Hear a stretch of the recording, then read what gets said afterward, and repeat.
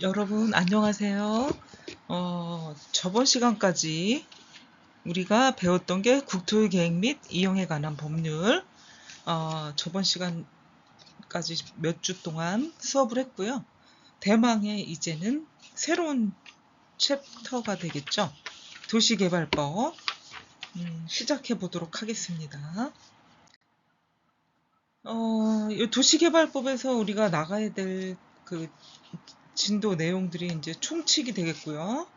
도시개발구역의 지정, 그다음에 시행자가 누구냐, 시행자 및 실시계획, 네 번째는 도시개발 사업의 시행, 그게 빠졌네요. 사장이 빠졌네요. 4장 도시개발 사업의 시행, 5장 비용의 부담, 6장 보칙 및 벌칙. 하나가 빠졌죠. 여기서 4장에 도시개발 사업의 시행이 빠졌네요. 여기. 그렇게 차례를 한번 살펴봤고요. 1장 총칙 볼게요. 총칙에서 재정 목적이 나오고 있는데, 결국 이 법이라는 게 도시 개발에 필요한 어떤 사항을 규정하는 게 이제 법이 되겠잖아요. 규정을 왜 하냐면 계획적이고 체계적인 도시 개발을 목표로 하기 때문에 규정을 하고 있는데, 규제라고 그러죠. 규정. 그래서 이 체계적인 도시 개발의 목적은 쾌적한 도시 환경 조성과 많은 사람의 어떤 이익, 공공복리라고 하죠. 공공복리를 증진하고 이바지함을 목적으로 하는 게 이 도시개발법의 재정 목적이 되겠습니다. 두 번째는 용어의 정리인데, 용어의 정리. 첫 번째 도시개발 사업이 있어요. 그 도시개발 사업의 그럼 개념을 얘기하는 거죠. 그러니까 주거, 상업, 산업, 생태, 문화, 복지, 이런 다양한 기능을 갖춘 단지나 시가지를 조성하기 위한 사업이 되겠죠. 그래서 하나하나가 끝나면 우리가 프로젝트가 끝났다 이렇게 얘기를 하죠. 그래서 이런 시가지 조성을 하기 위한 프로젝트 사업이 되겠고요. 어떤 지역을 지정을 해가지고 재정비하는 일들을 하는데, 그 재정비라는 게 꼭 그 주거지만 있는 게 아니고요. 상업지역, 공원, 도로, 기반시설을 체계적으로 조성하는 것이 목적이고요. 그래서 이제 도심을 더 살기 좋게 만들기 위한 변화를 시키는 과정이다, 작업이다 라고 볼 수가 있겠습니다. 그러면 여기서 두 번째, 도시개발구역. 그럼 도시개발구역은 어떤 것이냐? 도시개발 사업을 시행하기 위해 가지고 만들어진 도시개발법에 따라서 지정이 되고 고시된 구역을 도시개발구역이다라고 말을 하고요. 또 이 도시개발 사업은 도시개발구역에서 주거, 상업, 산업, 유통, 정보통신, 생태, 문화, 보건, 복지, 이런 기능이 있는 단지나 시가지를 조성을 하기 위해서 시행하는 사업이 도시개발 사업이다라고 볼 수가 있겠고요. 그러면 우리가 앞에서 이미 배운 내용인데, 도시개발구역의 지정 대상 지역 및 규모는 어떻게 되나? 그러니까 도시개발구역으로 지정할 수 있는 지역과 규모인데, 첫 번째는 주거지역 및 상업지역 1만 제곱미터 이상. 우리가 그러니까 국계법에서 이미 이 내용을 배웠고 한 두세 번 정도 지금 반복이 되고 있으니까 외우셔야 된다라고 볼 수 있겠죠. 그러니까 주거지역 및 상업지역은 1만 제곱미터 이상, 공업지역은 3만 제곱미터 이상, 자연 녹지지역은 1만 제곱미터 이상이 되겠어요. 또한 생산 녹지지역이 있는데, 여기는 도시개발구역이 지정이 되면 지정 면적의 30% 이하인 경우에만 해당돼. 그래서 1만 제곱미터 이상이 됩니다. 도시지역 외의 지역도 30만 제곱미터 이상이 되겠어요.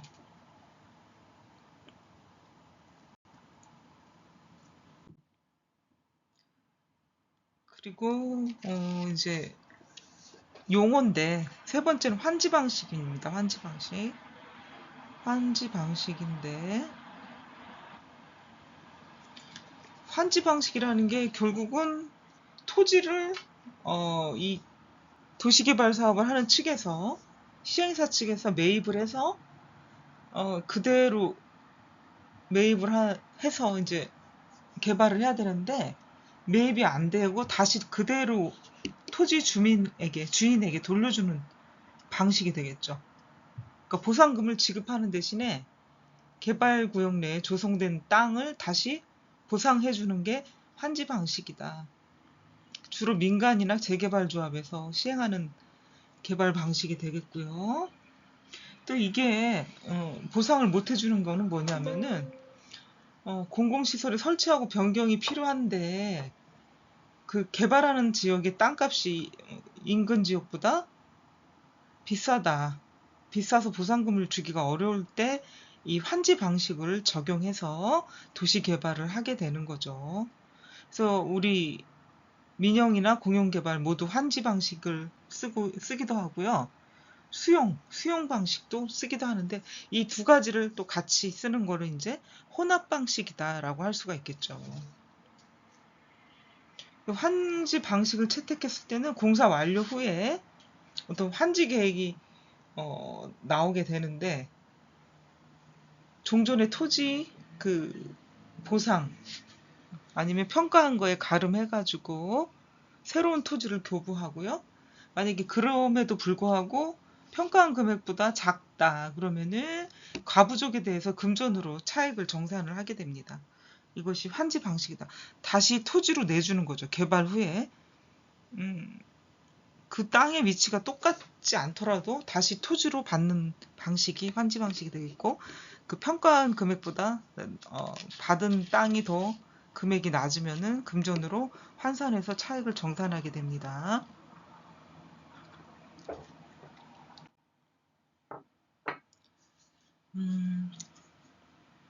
도시개발구역의 지정. 도시개발구역의 이제 지정권자를 한번 보면은 시도지사와 국토교통부 장관이 있어요. 시도지사. 그러니까 시도지사는 특별시장, 광역시장, 도지사, 특별자치도지사 이렇게 얘기를 하는 거죠. 그래서 인구 50만 이상의 대도시의 시장들을 얘기하는 거. 50만 이상의 대도시 시장. 그리고 국토교통부 장관은 국가가 도시개발 사업을 실시할 필요가 있을 경우에 국토교통부 장관이 허가를 지정을 해주게 되는 거죠. 그 다음에 관계 중앙행정기관장이 요청한 경우 공공기관의 장, 정부 출연기관의 장이 30만 제곱미터 이상의 국가계획이 필요할 경우 2개 이상의 시도에 걸치는 경우 뭐 이런 경우가 되겠죠. 국토교통부 장관의 지정이 있을 때는 그렇고요. 도시개발구역의 지정을 보도록 할게요. 도시개발구역의 지정. 대상 지역은 도시지역은 4가지가 있어요. 주거, 상업용지, 공업용지, 자연녹지지역, 생산녹지지역이 있어요. 그리고 도시지역 외 지역이 있거든요. 그러면 도시지역 안에서 주거지역과 상업지역은 1만 제곱미터 이상이고요. 공업지역은 3만 제곱미터 이상, 자연녹지지역은 1만 제곱미터 이상, 생산녹지지역은 1만 제곱미터 이상이고요. 도시지역 외의 그 지정은 30만 제곱미터 이상. 30만 제곱미터. 크죠, 좀. 아무래도 땅이 넓을 수가 있고 도시지역보다는. 그리고 10만 제곱미터 이상은 아파트, 연립주택을 지을 때 가능하다. 지정이 가능하다. 그래서 초등학교 용지 확보하여 관할교육청과 협의한 경우, 또 도로법 규정에 해당하는 도로 아니면 국토교통부령으로 정하는 도로와 연결되거나 4차로 이상의 도로를 설치하는 경우에 해당이 되고요.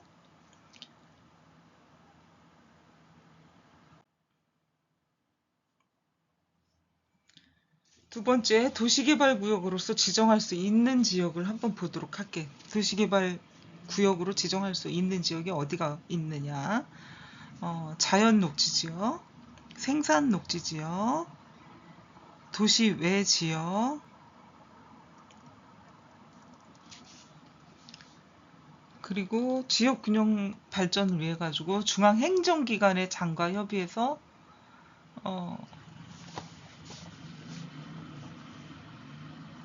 지정을 할 수가 있고요. 도시개발구역으로 지정을 할 수가 있고요. 국토교통부 장관이요. 그리고 도시개발구역에 포함되는 주거, 상업, 공업지역의 면적 합계가 100분의 30 이하인 지역, 이렇게 도시개발구역으로 지정할 수 있습니다. 그럼 예외 지역이 있죠. 지정의 특례. 지정지역에 요런 면적 요건을 배제하는 지역이 있는데, 취락지구, 개발진흥지구, 지구단위계획구역, 중앙행정기관의 장과 협의한 지역, 이렇게 해가지고 계획 요건과 면적 요건을 배제하는 지역이 되겠습니다. 특례 지역이라고 볼 수가 있겠고요. 그러면 세 번째, 도시개발구역의 지정 중에 지정의 요청이죠.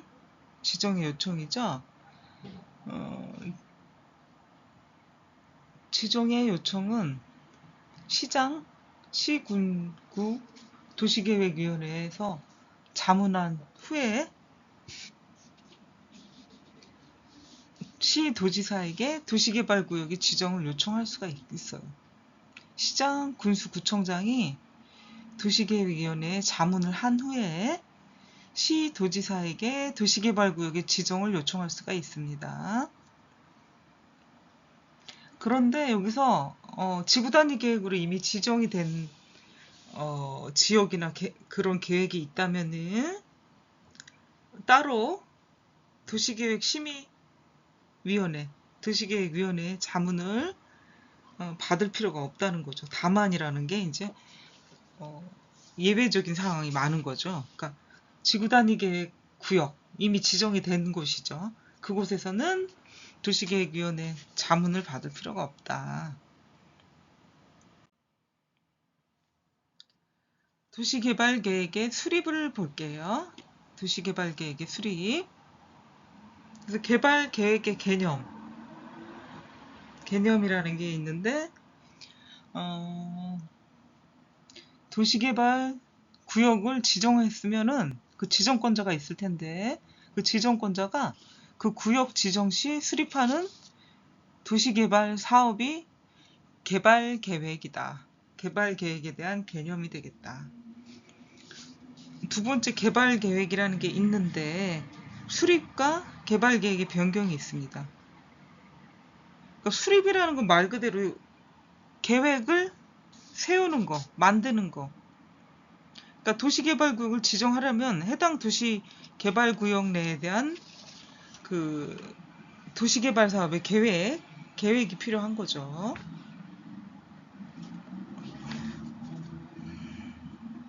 아까도 얘기했던 것처럼 그 도시개발구역을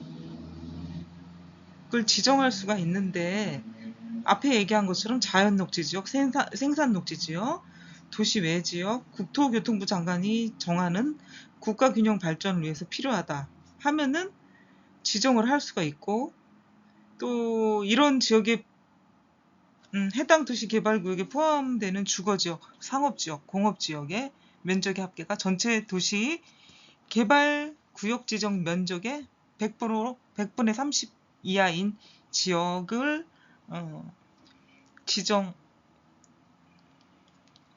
지역과 면적이라고 볼 수가 있겠죠. 앞에 벌써 설명을 드렸는데 이걸 수립할 때 세운다는 거죠. 개발계획 수립할 때. 두 번째, 개발계획의 변경. 지정권자가 있을 텐데 지정권자는 직접 관계 중앙행정기관의 장이나 아니면 시장군수구청장 아니면 도시개발을 하려는 시행자의 요청을 받아 개발계획을 변경할 수 있다. 관련자죠. 관계자. 개발계획의 변경을 할 수 있는 것은 결국 지정권자나 중앙행정기관의 장이나 시장군수구청장 아니면 개발사업을 하려는 시행자가 요청을 했을 때 개발계획을 변경할 수가 있다 하는 걸 얘기하는 거죠. 알아두시면 되겠습니다. 그것을. 누구에 의해서 개발계획이 변경이 될 수 있나.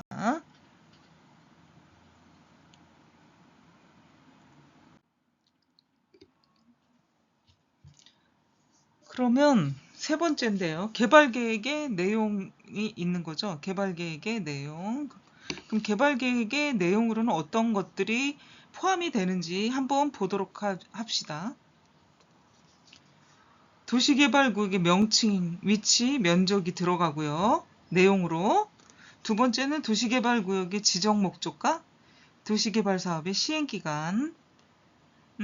세 번째는 도시개발구역을 둘 이상의 사업 시행지로 분할하거나 아니면 서로 떨어진 둘 이상의 지역을 하나의 구역으로 결합해가지고 도시개발 사업을 하는 경우 그 결합이나 분할에 의해서 관한 시행, 결합이나 분할에 관한 사항이 되겠고요. 시행이 아니고 사항. 네 번째는 도시개발 사업의 시행자에 관한 사항이 있고요. 다섯 번째는 도시개발 사업의 시행 방식, 뭐 환지 방식이냐, 수용 방식이냐, 혼합 방식이냐, 아까 우리가 앞에서 배웠던 거죠. 인구 수용 계획, 도시개발이 되기 전과 후에 인구가 어떻게 변화할 건지, 인구에 대한 수용, 주거나 상업지가 늘어나게 되면 인구 유입이 될 수밖에 없으니 그거에 대한 계획을 내용에 포함이 시키고요. 일곱 번째는 토지 이용 계획, 도시개발 사업에 토지의 용도들이 있는데 이것을 어떤 용도로 쓸 거냐, 토지 이용 계획. 여덟 번째는 교통 처리 계획. 아홉 번째는 환경 보존 계획. 열 번째는 우리가 당연히 사람이 있게 되고 또 그 사람들의 복지를 위해서는 보건, 의료시설 및 복지시설 설치를 어떻게 할 것인지에 대한 내용이 들어갈 거고요. 12번째는 이런 도시개발 사업을 하면 재원 조달 계획은 어떻게 할 것인지. 돈이죠, 결국은. 돈의 문제. 돈을 어떻게 조달할 것인가. 그리고 13번째는 도시개발구역 밖의 지역에 기반시설을 설치해야 되는 경우가 있는데 그 설치에 필요한 비용들을 어떻게 부담할 거냐 하는 계획을 내용에 포함시켜야 되고요. 14번째는 수용 또는 사용의 대상이 되는 토지나 건축물, 또한 토지에 정착된 물건과 이에 관한 소유권, 권리, 소유권의 권리, 강업권, 어업권, 물의 사용에 관한 권리, 이런 것들이 있을 경우에는 그 세부 목록을 만들어야 된다. 세부 목록을 만들어야 된다. 다음에 15번째는 기타 대통령령이 정하는 사항이 있어요. 임대주택이라는 것도 있고 또 그 밖에 대통령령으로 정하는 게 있는데 학교 시설 계획, 문화재 보호 계획, 초고속 정보통신망 계획, 존치 않은 기존 건축물 및 공작물에 관한 계획, 산업 유치 업종에 대한 배치 계획, 먹고 살아야 되죠. 그러면 일자리가 있어야 되니까 이런 것들을 잘 유치하고 배치해야 된다. 그 다음에 도시개발구역 밖의 지역에서 도시개발구역의 이용 제공되는 국토계획법에 관한 법률로 인한 기반시설의 설치가 필요한 경우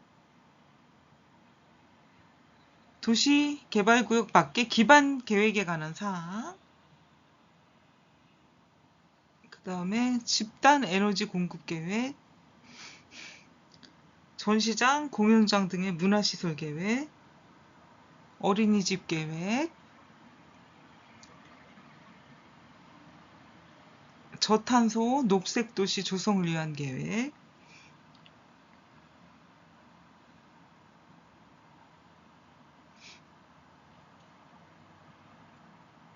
용적률, 수용인구 등에 관한 개발 밀도 계획, 도시군관리계획 수립 또는 변경에 관한 사항, 그 밖에 국토교통부령으로 정하는 사항, 이렇게 되겠죠.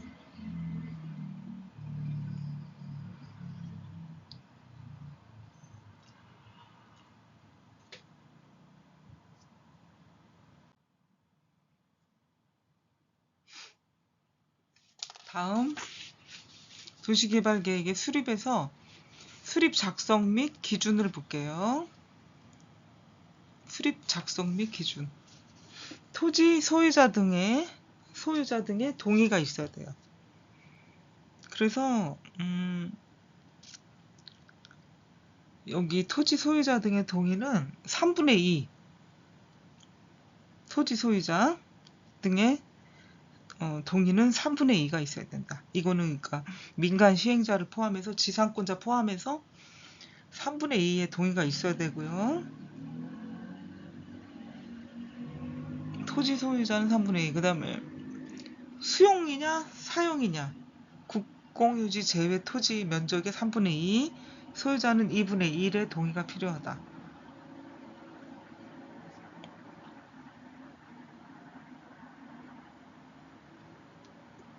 또한 그 제한 동의자 수는 국공유지를 제외하고 공유자 1명, 구분 소유자는 각 1명, 공람 공고일 전에 토지 소유자 수 기준으로 지정 제한 요청 받기 전에 동의 철회자 제외하고요. 제한 후에 지정 전까지 기존 토지 소유자 동의서 기준이다. 기존 토지 소유자 동의서 기준이고요. 지정권자는 1개월 이내에 제한자에게 통보를 해야 된다. 결정이 됐다 하면 1개월 이내에 제한자에게 통보를 합니다.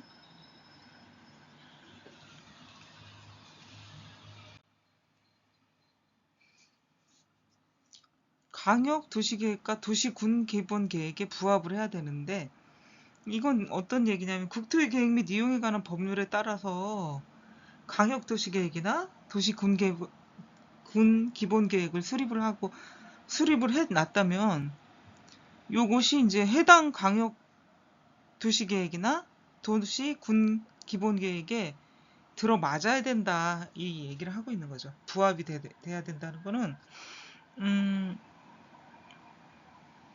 광역 도시계획과 도시군 기본계획에 들어맞아야 된다 하는 게 광역 도시계획과 도시군 기본계획에 부합된다라는 얘기가 되겠죠. 그리고 구역 지정 후 개발 계획의 수립을 한번 보면은 이것도 이제 내용이 있어요. 도시개발 구역을 지정할 때 시행 사항과 계획을 수립해야 되는데 그 내용으로 보자면 도시개발구역의 명칭, 위치 및 면적, 두 번째는 도시개발구역의 지정 목적, 세 번째 도시개발 사업의 시행 방식, 시행자에 관한 사항, 계략적인 인구 수용 계획, 계략적인 토지 이용 계획이 되겠습니다.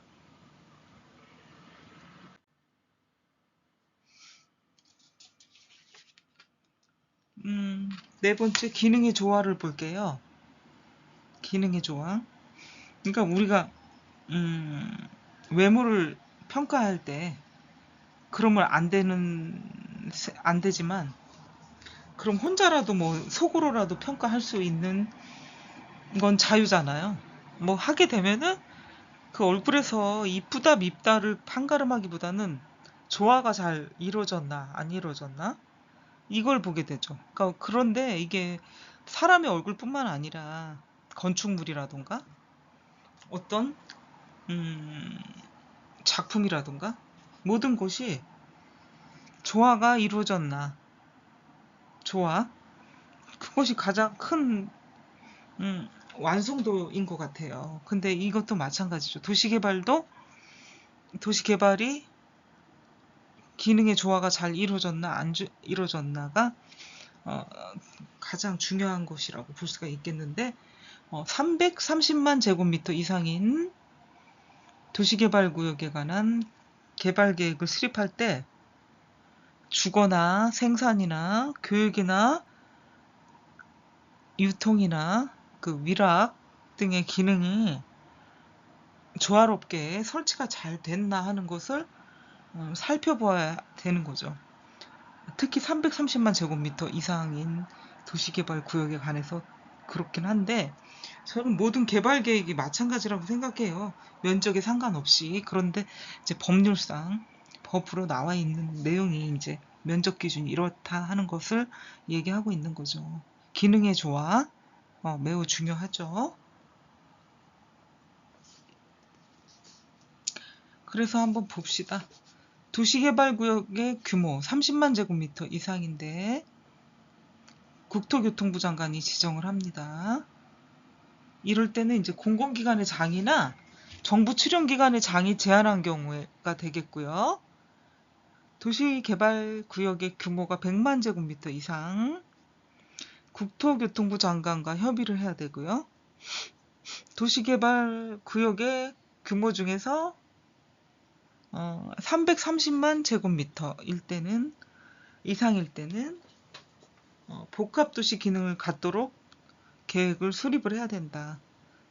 이렇게 볼 수가 있겠죠. 복합도시 기능을 갖도록 수립을 해야 된다. 330만 제곱미터 이상일 때.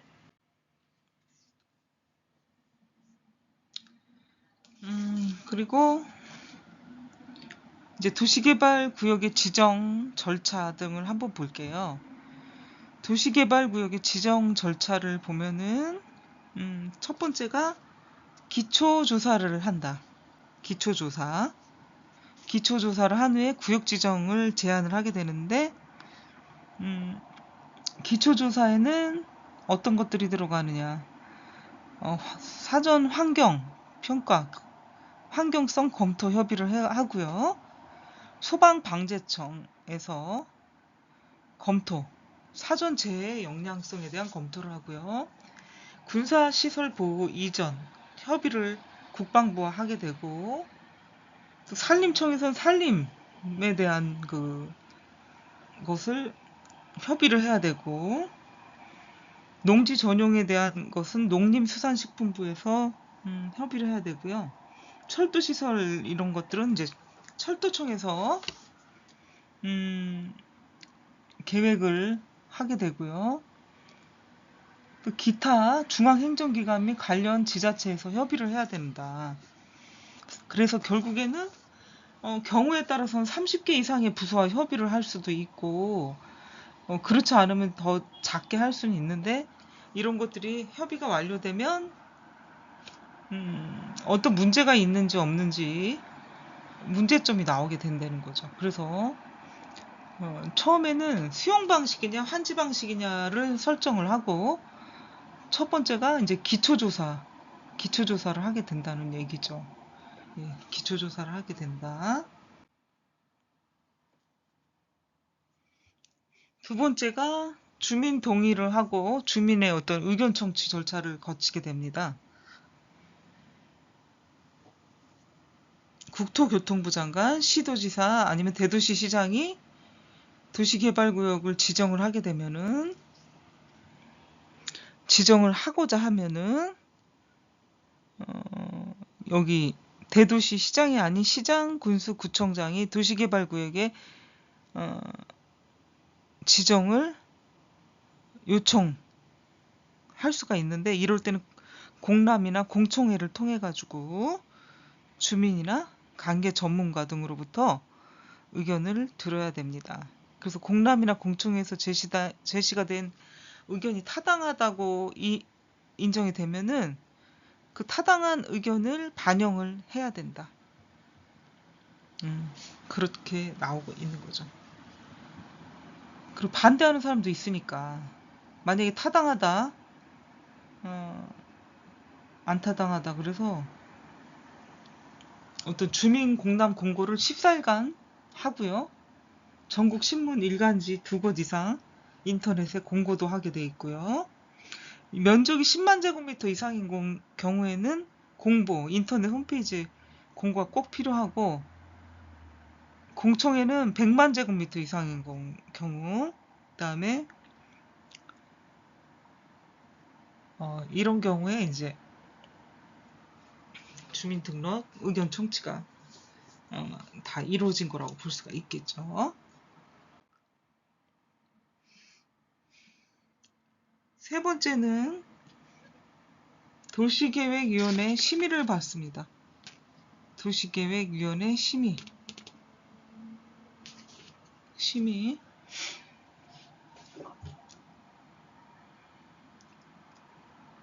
이런 것들은 이제 도시개발과 관련된 전문가들이 모여가지고 어떤 이런 안건을 보고 내용을 보고 심의를 하는 거죠. 심의를 하게 됩니다. 그러니까 한 번에 이런 게 통과될 수도 있고요. 조건부 통과도 있고요. 부결이 될 수도 있다. 그래서 이게 심의 과정이 인허가가 나느냐 안 나느냐, 지정이 되느냐 안 되느냐, 뭐 아주 기로에 서 있는 시간이 바로 심의의 시간이다 라고 볼 수가 있겠죠. 만약에 그 심의가 끝났다, 그럼 이제 도시개발구역으로 지정이 됩니다. 지정권자는 시도지사, 대도시시장 및 국토교통부 장관이고요. 국토교통부 장관은 100만 제곱미터 이상과 같은 큰 사업, 국가사업, 이런 것들의 지정권자고, 대도시가 있고 일반 도시가 있는데요. 보통 대도시는 시장이 합니다. 서울시, 광주시, 이런 시장. 서울특별시장, 광주 광역시장. 그래서 주로 인구 50만 이상이고요. 김포시, 오산시, 뭐 이런 일반 도시는 경기도지사가 지정을 하게 됩니다. 경기도지사가 지정을 하게 됩니다. 면적 요건은 계속 나오고 있는데, 주거 및 상업지역은 1만 제곱미터, 공업지역은 3만 제곱미터, 기타 도시지역은 1만 제곱미터 이상이고요. 도시지역은 30만 제곱미터 이상입니다. 그래서 도시개발구역의 지정 중에 네 번째, 심의가 끝나고 도시개발구역으로 지정이 됐다 하는 것까지 전반부 수업을 마치도록 하겠습니다. 후반은 조금 이따 시작하겠습니다.